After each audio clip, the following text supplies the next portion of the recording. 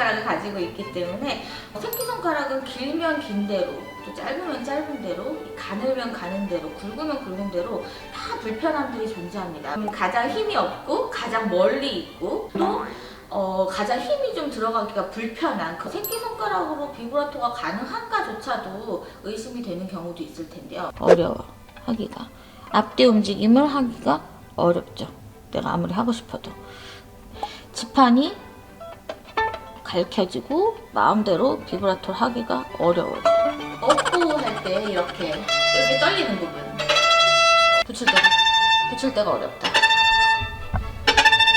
탄력이 부족할 때 가는 데서 미세하게 이렇게 떨리는 느낌이 날 수밖에 없죠. 터덕거림도 발생하고 소리가 비는 것도 발생하죠. 그렇죠? 그렇지만 이 문제들을 다 극복해보고 난 다음에 장비 탓을 하는 게 좋겠죠.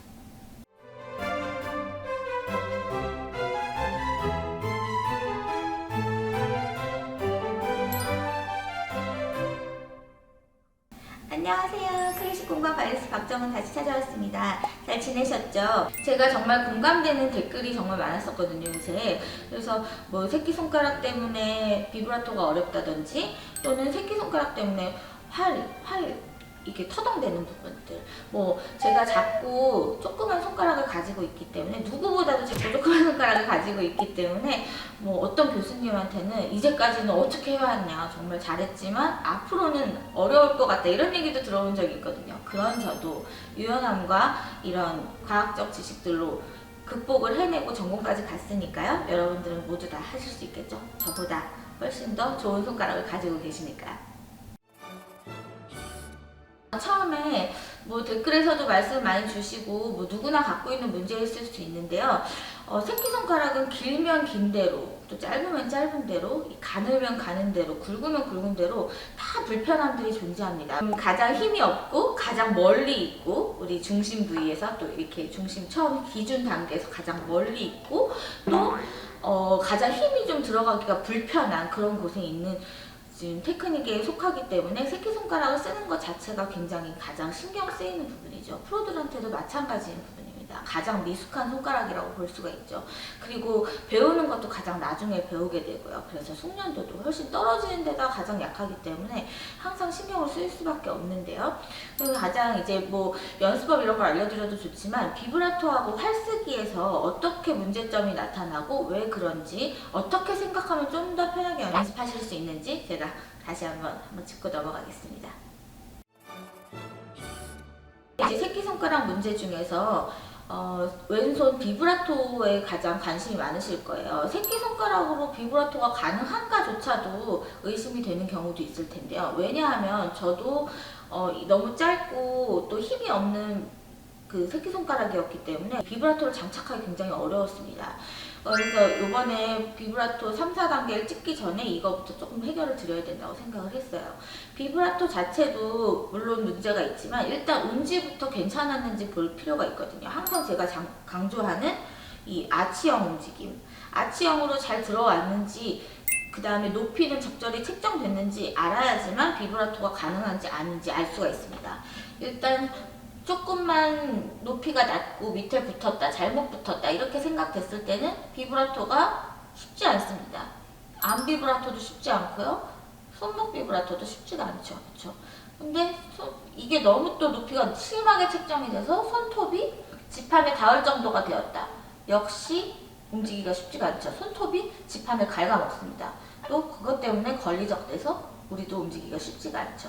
그래서 내가 적절한 아치형이 되는 높이가 왔고 또 내가 움직이기 편할 정도로 릴렉스는 되었는지 모든 손가락이 다 같은 손 모양 안에서 잡힐 수 있는지 특히 새끼손가락이 안 잡힌 상태에서 높이를 설정했다가 아참? 새끼가 안 됐네? 하고 나중에 바꾸는 경우는 같은 포지션 내에서 두 개의 손 모양이 발생하기 때문에 연주에서 실수를 많이 하게 되는 원인이 됩니다. 이렇게 하다가 아차 이렇게 하면서 바뀌게 되고 그러면 그럴수록 그때그때 다른 음정과 그때그때 다른 포지션이 구사되는 것이죠. 그래서 굉장히 큰 문제점을 발생시킵니다.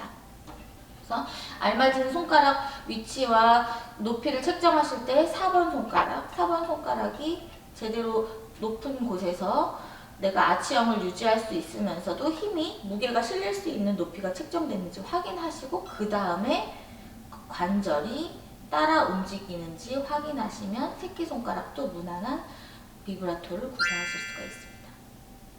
그러니까 손 모양이 아치형이 안 되고 밑으로 붙었을 때, 높이가 밑으로 붙었을 때는 비브라토 하기가 쉽지 않죠. 새끼손가락만 보여드리면 어렵습니다. 올라타기가. 매달려 있는 형국 어려워 하기가. 앞뒤 움직임을 하기가 어렵죠. 내가 아무리 하고 싶어도. 커트 매달려 있으니까 음정도 안 맞을 수밖에 없고. 근데 내가 이렇게 너무 많이 높이를 조정하면 이렇게 손톱에 걸리기 때문에 지판이 갈켜지고 걸려서 마음대로 비브라토를 하기가 어려워져요. 그래서 올바른 높이 4번도 충분히 이렇게 아치형이 될 수 있게 모두가 책정이 됐다면 이렇게 관절이 움직일 수 있는 조건이 형성되는 겁니다. 새끼손가락 자체가 힘이 없기 때문에 훈련 방법이 따로 필요한데요. 그래서 예를 들어서 그 세무직에서 4번 손가락 따로 연습하는 그런 부분들이 많이 있어요. 찾아보시면은 너무 많은 게 있어서 제가 하나만 꼽아드리기 좀 어려운데 대체로 이런 느낌입니다.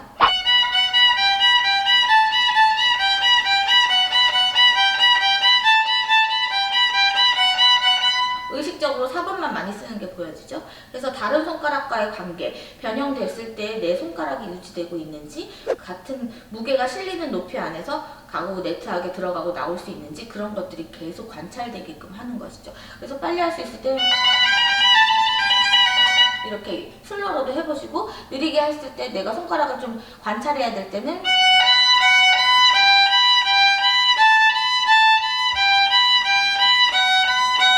이렇게 한 개씩 각 활로 연습도 해보시고, 개수를 점점 늘리면서 속도도 계속 올려보시고, 이렇게 여러 가지 방법으로. 그 다음에 이런 것들이 됐는데도 손가락이 쉽지 않다, 내가 네트하지 않고 자꾸 쩔뚝댄다, 이런 느낌이 드실 때는 역시 부분 연습 방법대로 이렇게 부점,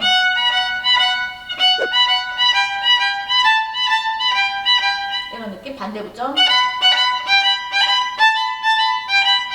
이런 식으로 다 각 부점마다 연습을 해주시고요. 이것도 다 클리어 됐을 때는 섞어서 또는 반대,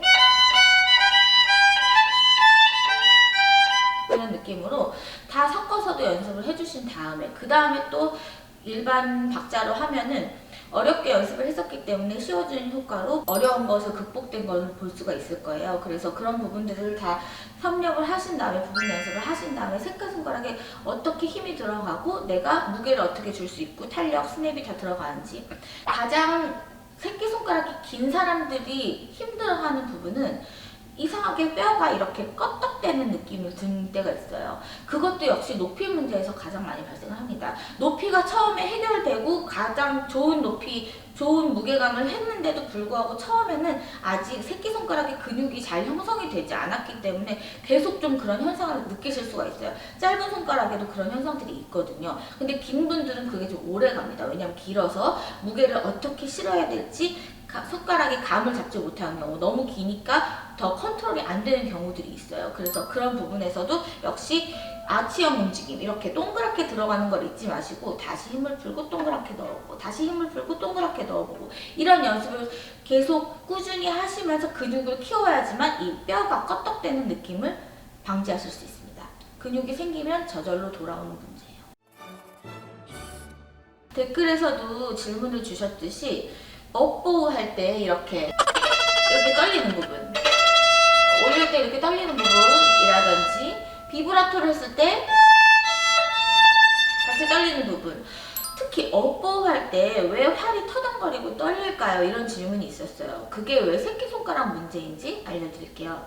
새끼손가락에 많은 힘이 들어가거나 이 축이 이렇게 기울여지는 게 옳은 건데, 우리는 이렇게 축이 반대로 넘어갔을 때, 그럴 때 굉장히 터덩거림이 많이 발생합니다.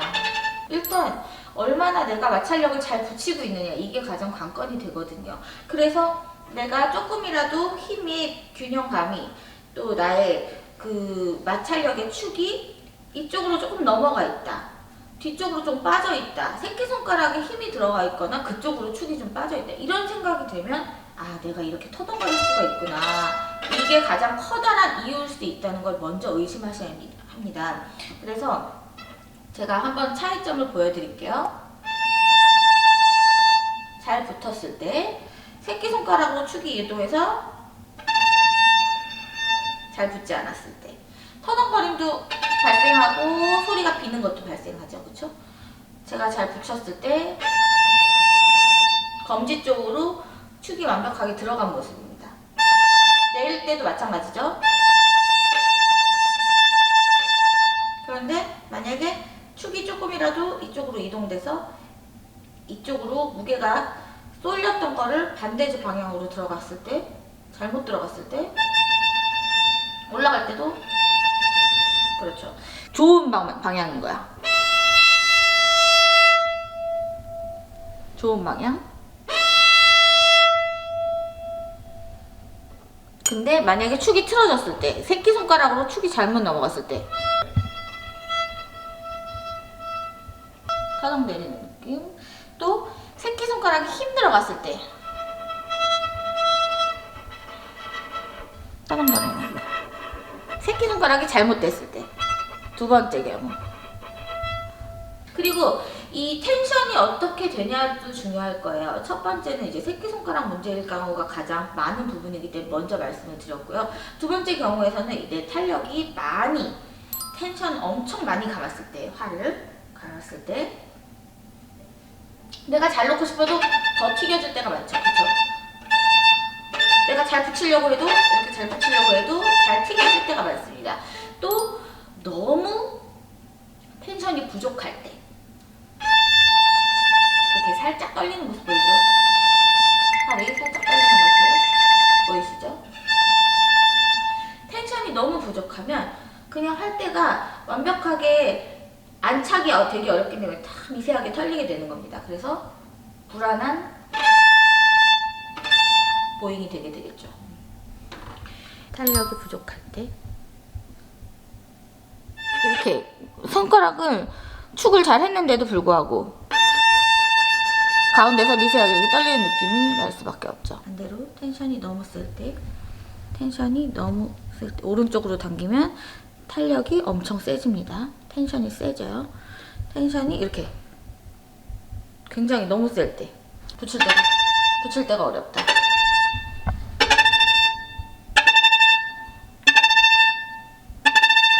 탄력이 적당할 때는 붙이기도 편하고,